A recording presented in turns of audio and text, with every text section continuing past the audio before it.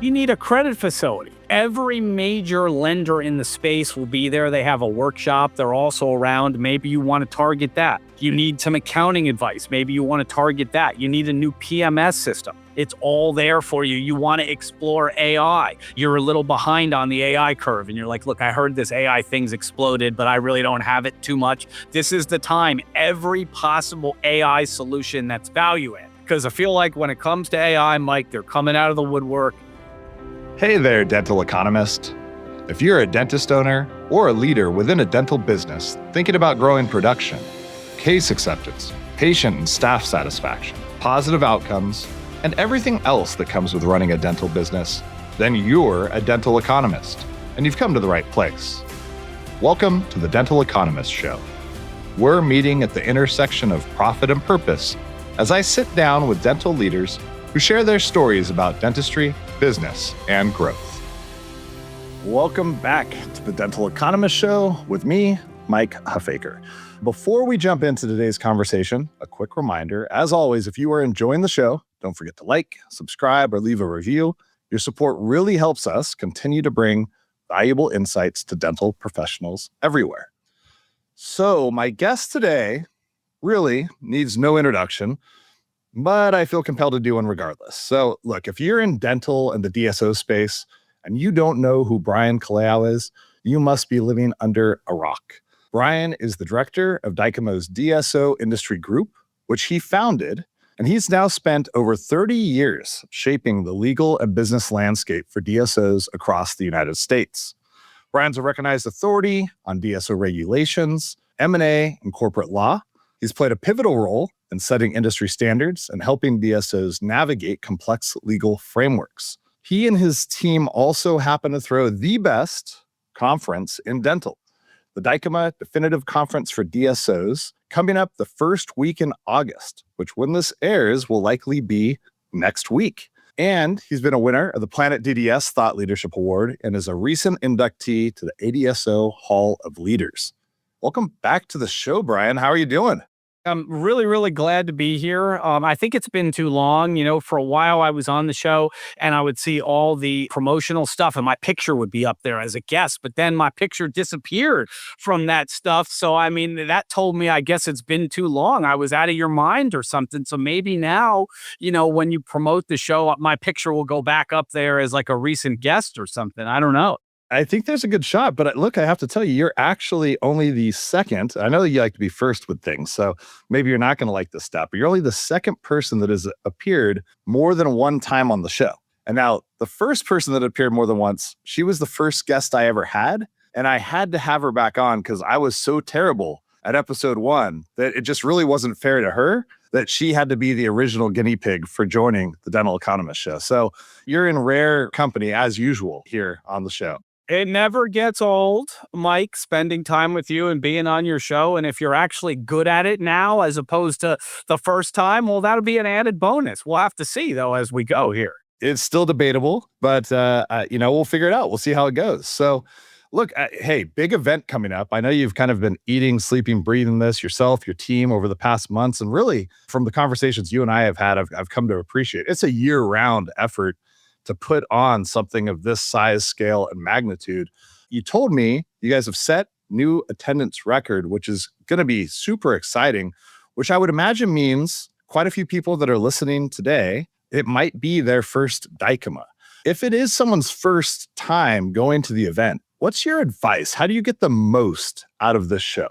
Yeah, I mean, this is what I would say. And we're really just competing with ourselves at this point, and we're going to break our own attendance record from last year. I think we may have 2,400 people there. It's looking very likely that that's going to be the case. We're well over 2,000 at the time. At the time we're recording, we're, say, 2 weeks away. We're well over 2,000 now and bearing down on 2,100. I feel like 2,400 may be the number. You know, if you've not been before, and I love looking at LinkedIn, all these people saying, I'm a first time. It's becoming like a thing. Like, I'm a first timer and people are saying, welcome to the show. And I can't respond to all of them because there's so many, but I try when I see one to jump in and say, welcome to the show. You know, glad you're going to come, you know, that kind of stuff. This is what I will say. It's unlike typical shows. A typical show you might go to, And, there might be a reception somewhere or an opening dinner or something, or some sort of like a band is playing. And you're like, look, I was in the exhibitor hall. And by the way, we don't got an exhibitor hall. All of the exhibitors and sponsors are right on the Grand Promenade, right next to the ballroom. But for another show, they might be like, we're at the exhibitor hall. I had a long day. I don't feel like going to that one, or I'm not going to go to this one. It goes quickly, pretty much all day Wednesday, all day the evening Wednesday, all day Thursday, half a day Friday. It'll be over with like this. Don't miss a second of networking. You've got more people at this event than any other event in the history of the DSO industry. And there's just so many people here that you can't appreciate. And I've had people tell me over and over again, like, I don't even like to get up early. I wasn't going to do it, but they said I got to go to the breakfast. I never eat breakfast, but I showed up and oh my God, this person was there. I was trying to get a hold of that person. This other person was there. And to be honest, I didn't eat breakfast, but I walked into the breakfast room and they were all there. And all of a sudden I had these meetings that I didn't anticipate. I mean, this is not me just making stuff up. I hear this all day long. So I would say, like, I'll give examples. You kind of get in late. You're not a first evening reception person. No, go to the first evening reception.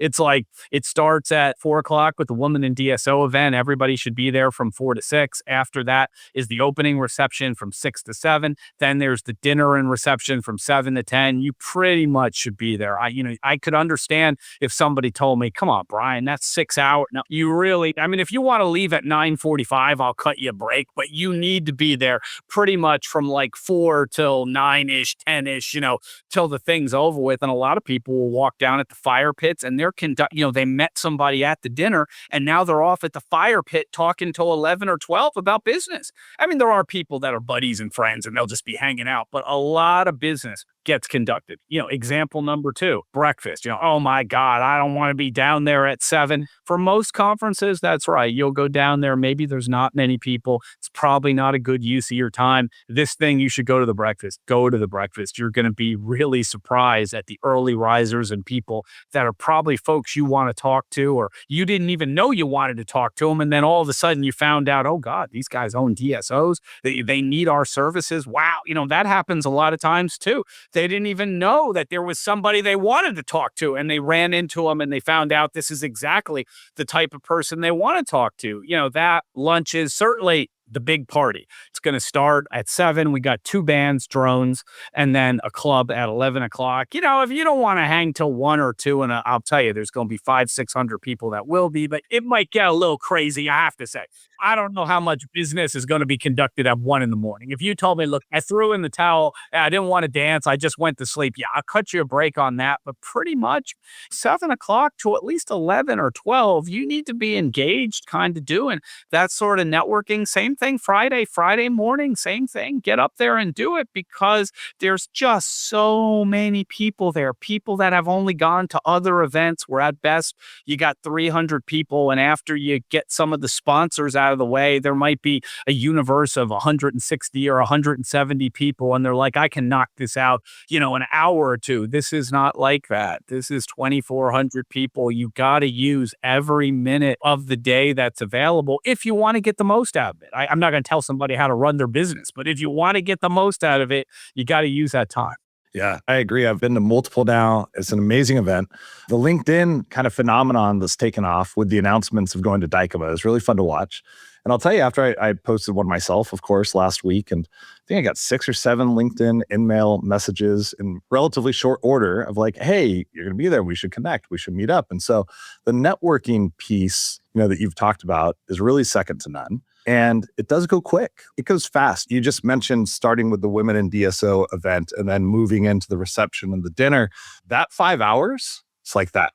I mean, the actual event, and it's gotten so big. There's pre-event. There's so much stuff going on. And, obviously Planet DDS got their cabana party, which I knew, and now there's a wait list. And, I love it that you guys are doing this, but I knew that it was just so many people are there and excited. It was just not, maybe someday we can have an event and be like, anybody that wants to come down. It's just not, it's too big. But my point is, because we have things like the Planet DDS party and the workshops workshops and the Women in DSO AI workshop, which is going to be terrific on Tuesday. The reason all those events have sprung up is because the actual event, and I define the actual event as starting 4 p.m. at the Woman in DSO event. So it goes from like 4 to 10 p.m. all day Thursday till I guess 2 in the morning now, and then Friday till about 1. That part just goes so quick. It's just a blur. It flies, and everybody maybe gets some nice sleep over the weekend, but it just, those 3 days goes so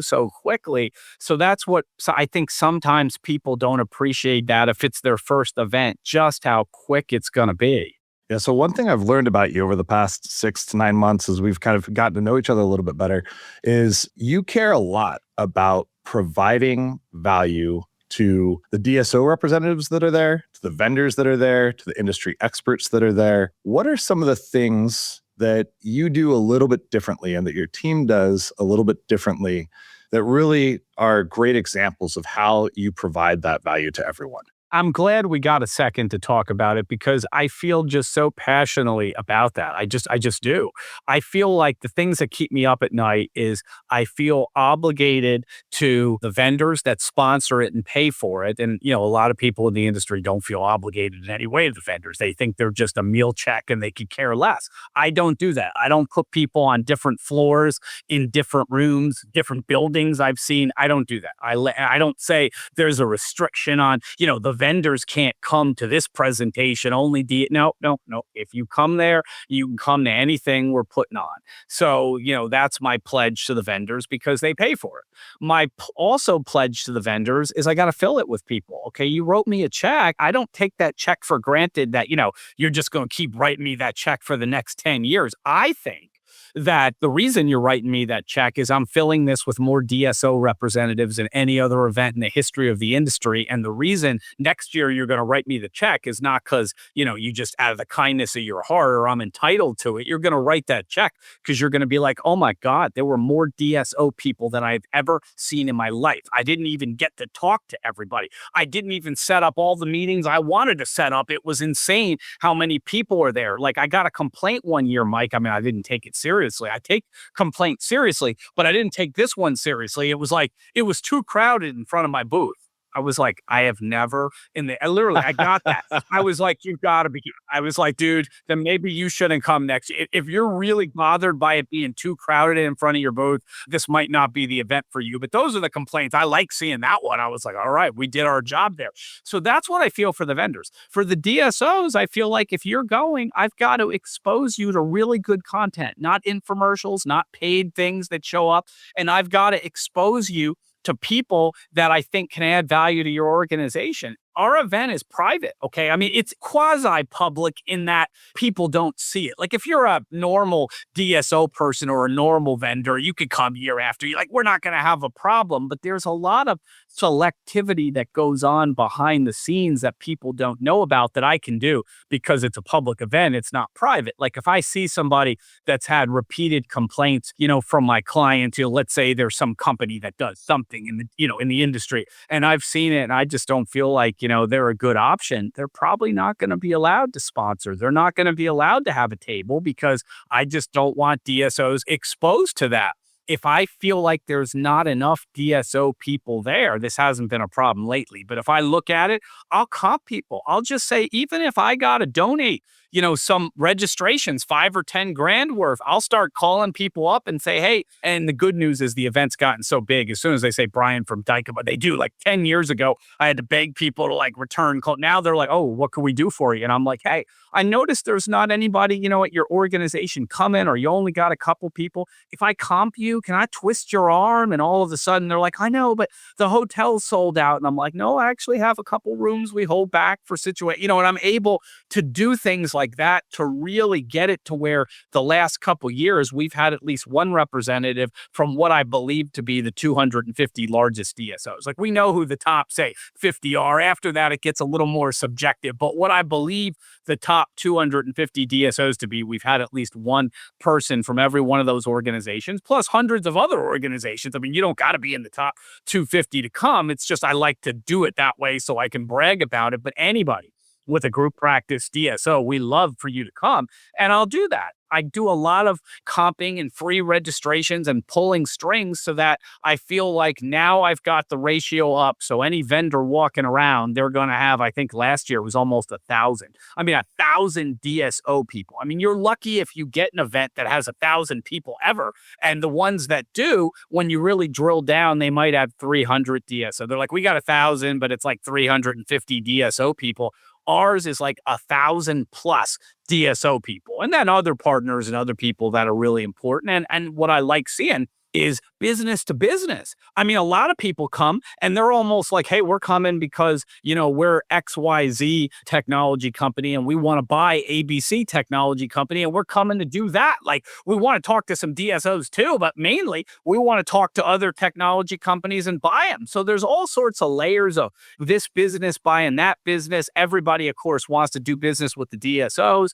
A lot of the DSO people are looking for technology solutions and they want to come. So it's all these things behind the scenes, but just know, the average person might be like, hey, I register, I go every year. It's like every other event. Well, it's not. I do a lot of screening and selectivity and things behind the scenes to make sure I fill it up and make sure I fill it up with quality value added people, not just anybody that shows up. Yeah, the partnerships is a great call out as a technology vendor. I mean, we do a lot of things with Pearl and Patient Prism and others where we have a lot of mutual customers, and there's an opportunity to talk about deeper integrations and different things that we can do to kind of shape the technology landscape moving forward.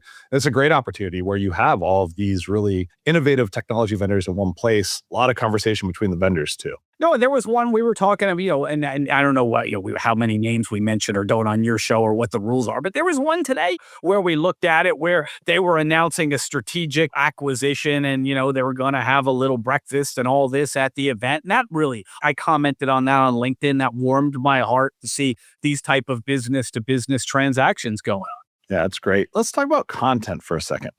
I think conferences get a bad rep where a lot of individuals feel like there's repeats of the content. You're seeing kind of the same things from the same people. Now, nobody's ever going to complain with a Pat Bauer, a Bob Fontana, a Steve Built on stage. Like, you see these folks over and over, Steve Thorne, over and over again, and they always have new value to add, and they are pillars of the industry. But when you get into kind of the overall content calendar, how do you think about making sure that you're providing fresh value? And when you think about all of the different sessions that are taking place at Dykema this year, what are some of the things that you're excited about? Yeah, I mean, look, I do the stage, okay? I like, please don't anybody, this thing's gotten so big. Like 12 years ago, we had 41 people. Yeah, I was like calling the hotel for meals and so I was doing everything.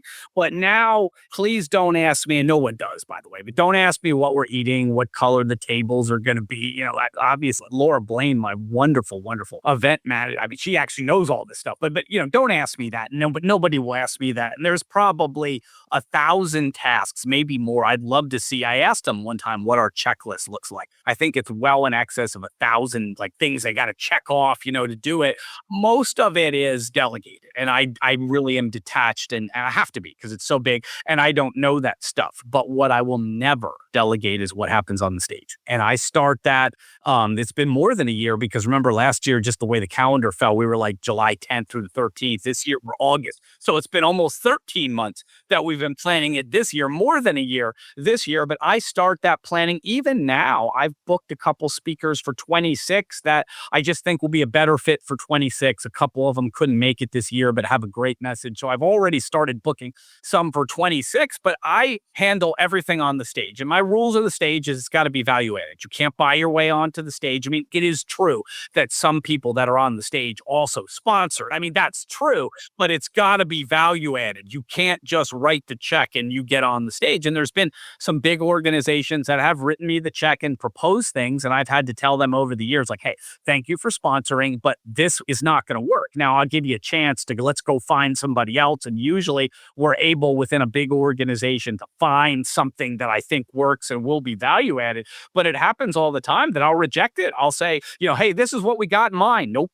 not going to do that, and I just, I have been in the industry 30 years. I tend to have a pulse on what I think, from my over 700 dental organizations that I represent, what I feel like people will think is important, what they'll need to hear based on the conditions. And yeah, I mean, you make a point. There are some things that are timeless, like no matter what happens, lending and accounting. It's just, they're going to be there at the breakouts. I don't even know that they change their presentation, but everybody needs accountants and everybody needs money for credit facilities. So they don't got to do it. They can show up every year and be boring, but everybody needs it. But when we talk to the leaders in the industry, the market conditions have changed. So how, like my friend Steve Bilt is reacting to something going on now versus how he was right after COVID versus how he's going to be next year is always fascinating. I mean, that's why some of these guys, I think they change their message from year to year based on what's happening. But just the mere fact of having them never gets old because they're the leaders. They set the tone for the industry. And when things are going on, interest rates have gone up, or back in the day, we were just coming out of the great lockdown and we're opening things up again. I mean, people want to hear how they're reacting to certain things. So that's why I think, like you point out, some of the pillars of the industry, they never get old, they're not coming. I guess if they were coming with the same presentation every year, people would get sick of it, but it's not. It's a presentation that's tailored to the existing, market conditions. And that's why I'm so excited about the Planet DDS report. And you'll remember this, right? Planet DDS came out with this report like in February. It was awesome for actually publishing statistics for the DSO industry, which I found was tremendous. But what I said to Planet DDS, just an example, is I said, I'm excited to have you guys present it at Dykema, but you got to update it. You're certainly not showing up with the same thing you released in February and go and tell everybody about that. And Planet DDS was terrific. They were like, absolutely, we're coming with an updated report. And that's what we try to do to differentiate our event from the others. We don't come with, hey, I gave this speech last year, I'm coming back, for the old speech. It's got to be updated. So when you see, the big organization CEOs, they all have an updated message based on the conditions, that are going on over the summer for our event. If you've got somebody, a trusted partner like Planet DDS that issued their report, it's going to be latest, greatest, updated, and just about everything else. I mean, there's, our same store growth panel, that Amal Nurgurdkar is leading. It's updated. It's going to be right through the summertime, the statistics, so that even if you felt like, hey, I've heard this speaker a couple times, what you're going to get is going to be updated right through the summer. And certainly the presentations I do at Dykema are unique only to that event. I know I speak everywhere in a lot of places, but you will not see anything I've done previously for my presentations at Dykema. And we try to challenge everybody that gets on our stage. Now, last year, we did what I called the most powerful 3 hours in the history of the DSO industry. It was a lot of 15 and 30-minute segments, and everybody said, wow, that was just perfect. I challenged the speakers because a lot of them are like, I can't do it in 15 minutes. I said, you can't. You can, and you're going to have to. Love you, but you're going to have to do it. And, a little pushback, a couple tense moments, and they agreed to do it. And the feedback was, we want more of that 15-minute stuff. We got so much value. Nobody got bored. You challenged the speakers. They had to be concise, to the point. We want more of that. So this year, it's the most powerful 3 hours in the history of the DSO industry, part 2. And we got 15-minute segments and a couple 30 minutes, but mostly 15-minute segments in there on new topics that were not covered last year, things that I wanted to get in last year, but there's only so many hours at the event. Now I've got it here, from Disney to dentistry. Who doesn't want to hear that? Like, we're going to learn lessons in customer service and experience from Disney and how we can apply those things to dentistry to make the patients feel great about coming there. We just got some really cool stuff that we've never covered before. Joint ventures, ambulatory surgery center partnerships, again, same store growth. I mean, just lessons in leadership this year at 3 new CEOs. Larry Benz, the new CEO of Dental Care Alliance, is here with some brand new perspectives he's going to share. Bob Fontana, from Aspen. Stan Bergman, who just recently announced that he is going to retire. This might be his, I don't know this to be, I guess he's here till the end of the year. I'm sure he'll have other events, but this might be his last Dykema as CEO of Henry Schein, and we're going to make that super special for him. So just a lot of things going on. No, absolutely. And so you talk about controlling the stage, and right now as we're speaking, I see over your shoulder picture of a Dykema stage with the pyrotechnics and the explosions. You've kind of created, it's a thing now, and it's the intro for Dykema. Well, for those that are listening that maybe haven't been to Dykema, each year there's a little a vignette, a video, a big kind of intro. I think I don't know if it was last year or the year before, it was kind of a play off of the Hangover movie. And they are always really informative, well produced, well done. And so now it's like everyone's waiting to see, Brian, like what the kickoff is going to look like. I just got in trouble and I don't care. Okay, in trouble with the CFO of my organization because they looked and they were like, you spent this on a 40-second, the 5-minute walkout. And I was like, well, can we move to the next? Let's go to the next page. Let's not focus on that. But yes, it is. People want to see the walkout. And the problem is when your walkout, like some of this stuff behind me, like I felt like 2 years ago was pretty epic. Like it was kind of. And last year I thought was pretty good. It's just the only way to top it is it's got to be a bigger and better production. And that's why the CFO was kind of like, did you really? Like I liked the event, but did you really have to spend that much money on 5 minutes? And I tried to explain to him the point that you just made very well. I probably halfway got through. I mean, we're doing it. Look, it's done. The checks have been written, but I feel like I only halfway explained to him that no, I mean, people expect a lot out of us in that first walkout sequence, and this is what we're going to do. But yeah, we got the videos, like you said. We hire our own production company. They're coming again, and they're original to this year, and the whole walkout sequence is going to be original. And I'll just tell you, please be there at 9. If you've this is like you were saying, if you've never been there before. If you've never been there before, don't stroll down there a half hour late. Please be there at 9. So at least when I tell my CFO we spent all this money on the first 5 minutes, it was worth it. So please, when the curtain drops around pretty sharp at 9 a.m., please be there. Listen, and if you want good seats, get there a little earlier because I'll tell you what, it fills up now and folks are getting in place. You'll be standing in the back, but that's okay. It won't be like that for every session. But if you walk in at the beginning and you're like, oh man, I got to stand here. Yeah, stand there. It's that cool, at least for the opening event. It's pretty good. Like I think, like I said, we'll have 2,400 people. The ballroom can hold 1,800, and it works pretty well. Other than the opening session where it literally is standing room only because everybody wants to see the big walkout and pyrotechnics and things like that. Some people got calls. They got things they have to do. So that it's packed all day, but it's not necessarily like standing room only every session. But if you walk in there for the opening one, it's worth it to stand for that. Don't be discouraged. You'll be able to sit later, but just for that opening half hour, if it means you got to stand or sit on the floor or something, do it. Yeah, absolutely. And that would be another piece of advice I would give is look through the agenda. I mean, I know people have their businesses to continue to run. There's a lot of C-suite executives that come to this event, spend a lot of time sitting in and absorbing the content, but business happens. They've got calls and different things to make. But you can really schedule around some of the things that you want to make sure are particularly of note or interest for you and your organization at this given time. And different organizations are in different places.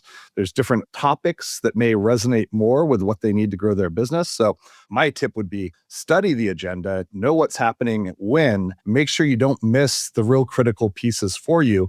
And then, if you have to, you're going to be meeting with people and doing other things, and that takes place as well. But there's just so much to do at all times. Yeah, I mean, look, you need a credit facility. Every major lender in the space will be there. They have a workshop. They're also around. Maybe you want to target that. You need some accounting advice. Maybe you want to target that. You need a new PMS system. It's all there for you. You want to explore AI. You're a little behind on the AI curve and you're like, look, I heard this AI thing's exploded, but I really don't have it too much. This is the time. Every possible AI solution that's value added. Because I feel like when it comes to AI, Mike, they're coming out of the woodwork.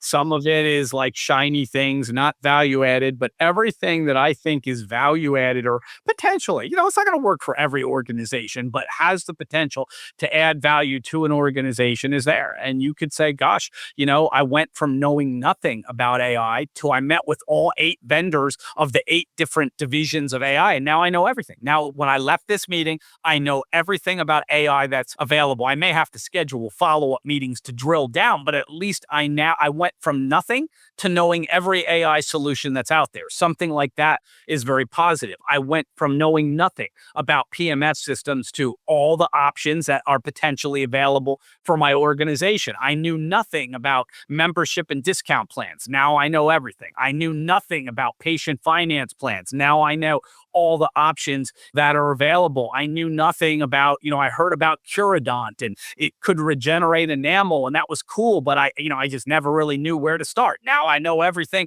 about that. And, the examples go on and on. I could sit here, I struggled with revenue cycle management, RCM as we call it. Now I know there are solutions to help me with that. And the list just goes on and on and on of things that you may know something about it and want to learn, and then they're all there. Or you may know absolutely nothing about it, but you want to do a crash course, and all that's possible in the 3 days. And everybody wants to help. That's the rules, Mike. You know this of being involved.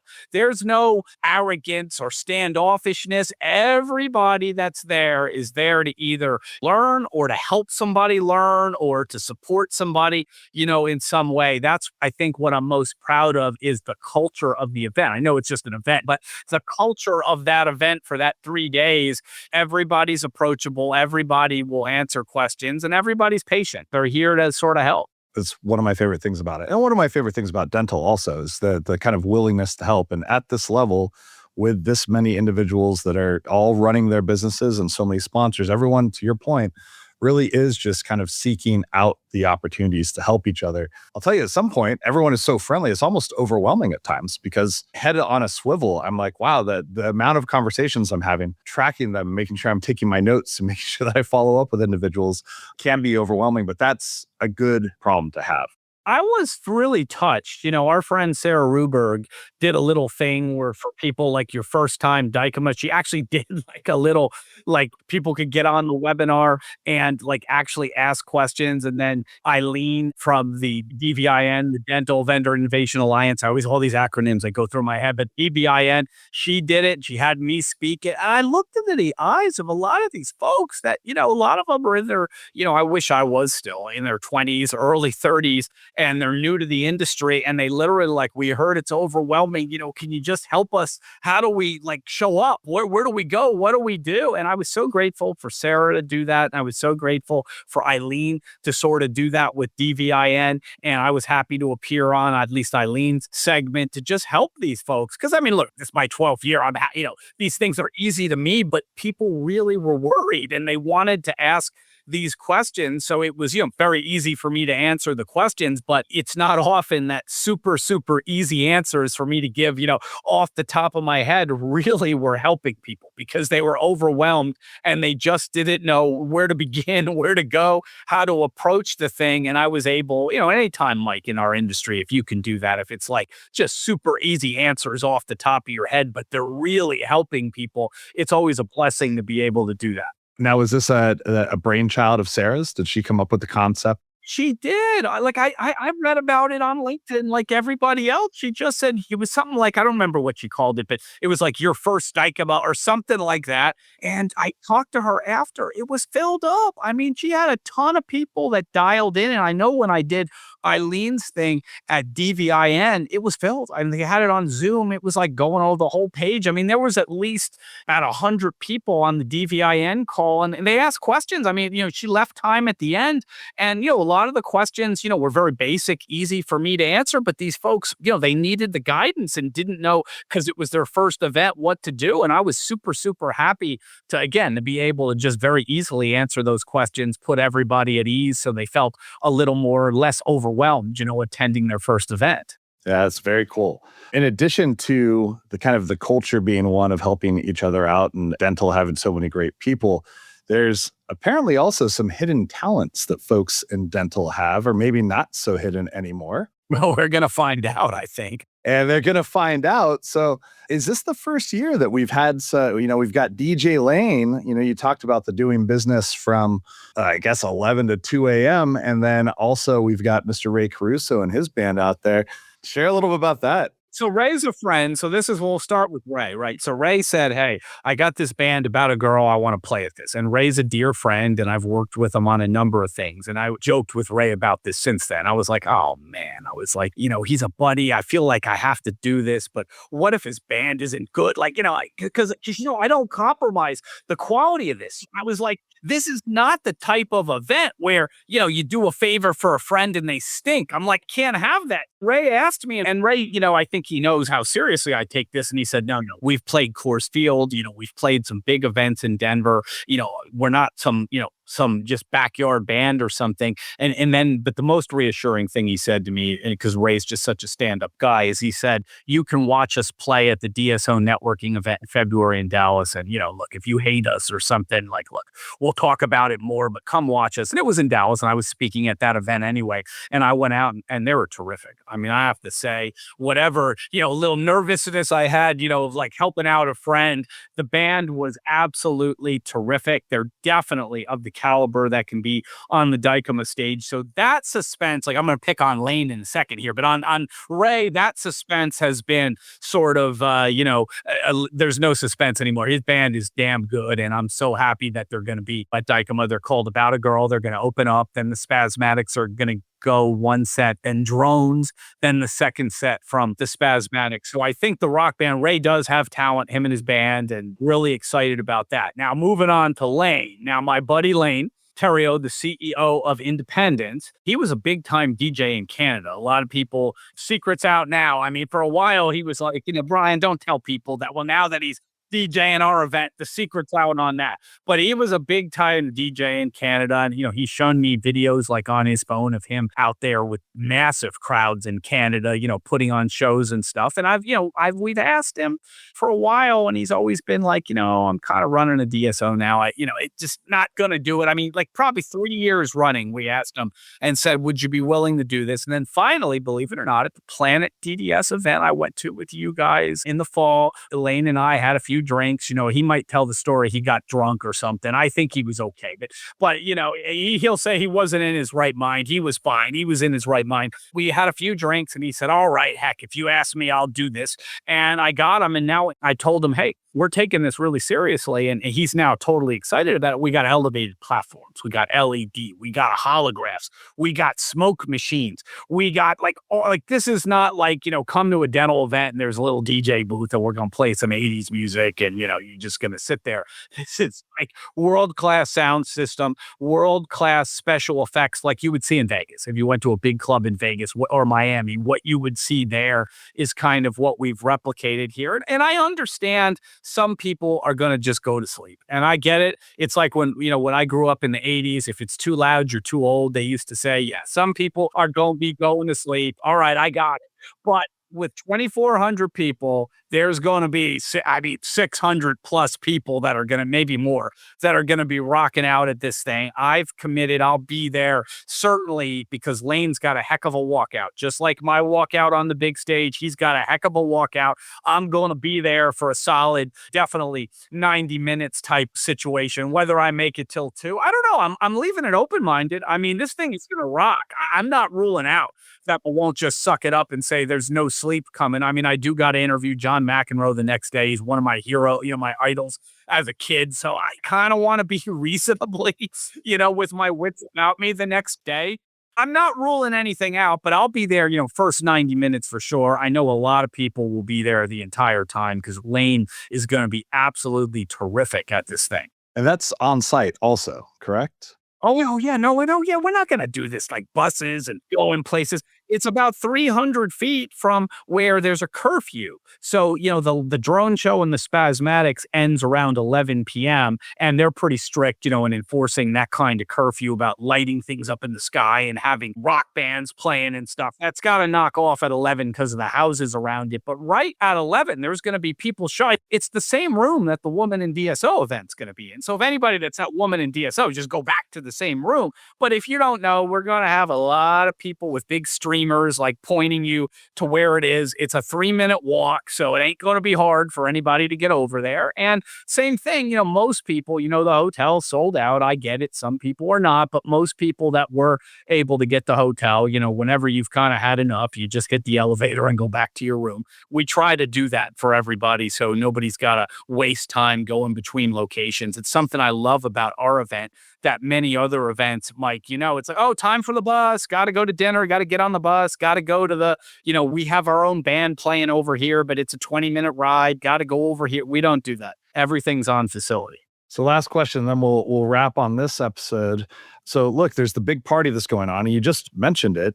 John McEnroe is going to close out the event. So give some folks that were like maybe thinking, hey, I'm going to go to this, I'm going to stay up late, maybe I just don't show up for Friday. Why is that the wrong decision? Just go. Like, what I mean is, I appreciate it if you want to stay up all night. I am not going to tell you on this show not to stay up all night, but you got to be a big boy or a big girl, whatever the case may be, and just show up the next morning. I mean, if that means that at 5 a.m., maybe you just go take a shower. We're going to hand out hangover kits. I mean, this is why, I wouldn't recommend this, but as I can't a good conscience. But look, if you're in this situation, do I just sleep and blow the thing off? No, this is what you do.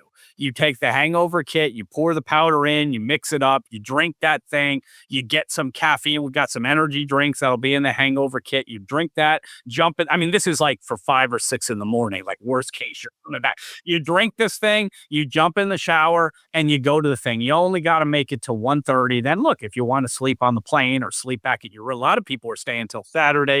You're coming rafting with us, Mike. I'm so excited. We got a few more slots for rafting if people want to do that. But, a lot of people are hanging out, but I rest assured, I promise you, you can take an afternoon nap if you want. So, look, if you go to bed early, then we don't got to worry about this speech anymore. But if you're, at the party a little bit and you leave at midnight or 1, probably don't got to worry about it. But if you're like, this is the funnest dental event I've ever been at in my life, and a lot of people will say this, and I'm just going till 4 or 5 in the morning, then do it.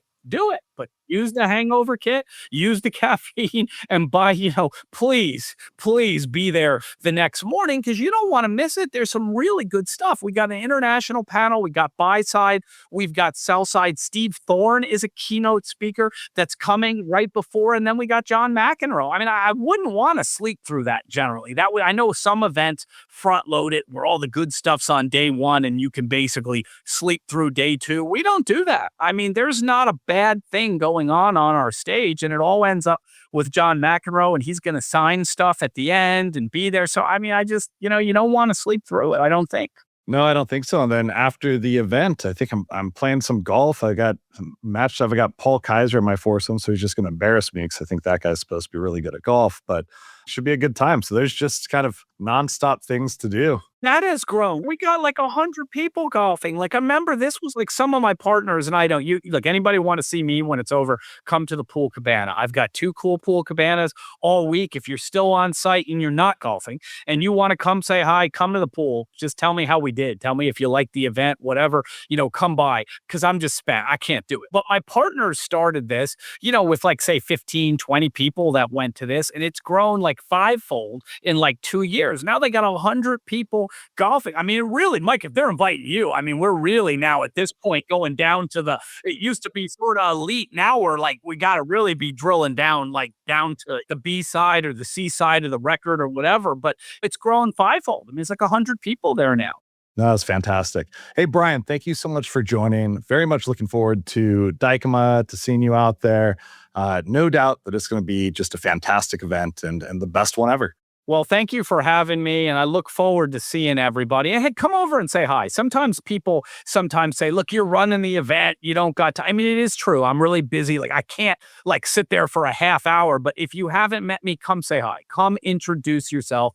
I love meeting new people. If you're a first timer, come over, tell me it's your first time, and I'll definitely, say hi to you. And at another event, we'll have a drink or something down the line if I can't do it at this one, but definitely come over and say hi. So many people tell me later, I wanted to say hi, but you look busy. Come over and say hi. Yeah, you'll be the guy wearing the nice sport coat. Yeah, we got some custom outfits this year, but come over and say hi anyway. Perfect. Awesome. Thank you for joining, Brian. All right, Mike. Thank you so much. The Dental Economist Show is brought to you by Planet DDS. home of Dental OS. To find out more about how cloud-based dental software by Planet DDS helps unleash dentists and their staff to focus on patient care, visit www.planetdds.com. Stay tuned for upcoming episodes by following wherever you listen to podcasts. And thank you for listening.